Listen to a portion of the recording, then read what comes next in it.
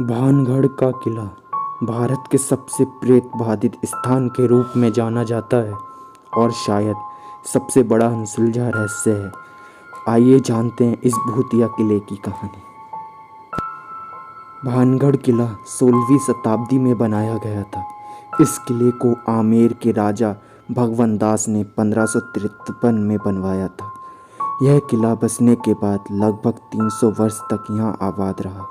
बाद में भगवंत दास के छोटे बेटे व अंबर के महान मुगल सेनापति मानसिंह के छोटे भाई राजा मोहत सिंह ने 1613 में इसे रिहाइश बना लिया। राजा मानो सिंह उस समय अकबर की सेना में जनरल के पद पर तैनात थे। उस समय भानगढ़ की संख्या तकरीबन 10,000 थी। आइए अब कहानी पर चलते हैं। कहते हैं कि भानगढ़ की राजकुमारी रत्नावती बेहद खूबसूरत थी।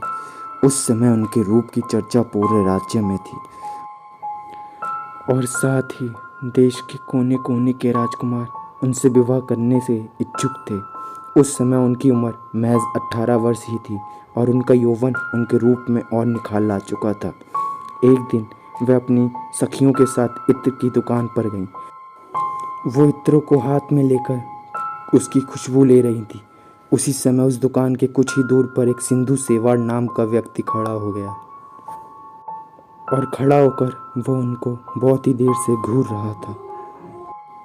सिंधु सेवाड़ उसी राज्य में रहता था और वो काले जादू का महारथी था। कहते हैं वह राजकुमारी के पागलों की तरह मन ही मन में प्रेम करने लगा था।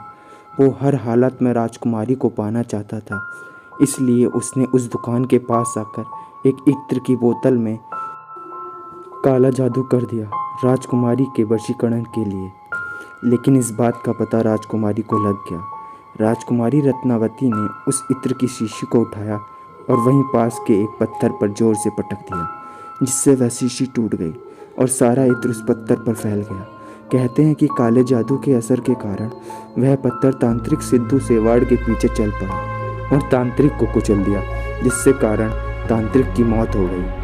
मरने से पहले तांत्रिक ने श्राप दिया कि इस किले में रहने वाले सभी लोग जल्द ही मर जाएंगे और वो दोबारा जन्म नहीं ले सकेंगे और उनकी आत्मा इस किले में भटकती रहेंगी। कहा जाता है कि तांत्रिक की मृत्यु के कुछ समय बाद ही भानवगढ़ और आजमगढ़ के बीच लड़ाई हुई। उस युद्ध में सभी लोग मारे गए। साथ ही राजकुमारी रत्नावती भी उस श्राप से बच नहीं पाई, उनकी भी मृत्यु हो गई। लोगों का मानना है कि भानवगढ़ के किले में उनकी आज भी आत्मा घूमती है। लोगों की माने तो आज भी उस किले से तेज आवाज़ें आती हैं। कई बार एक साए को भी भटकते हुए देखने की बात की गई है।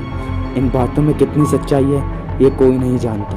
रहस्यमयी घटनाओं के कारण पुरातत्व विभाग द्वारा भानवगढ़ के किले को भूतिया घोषित कर दिया गया है।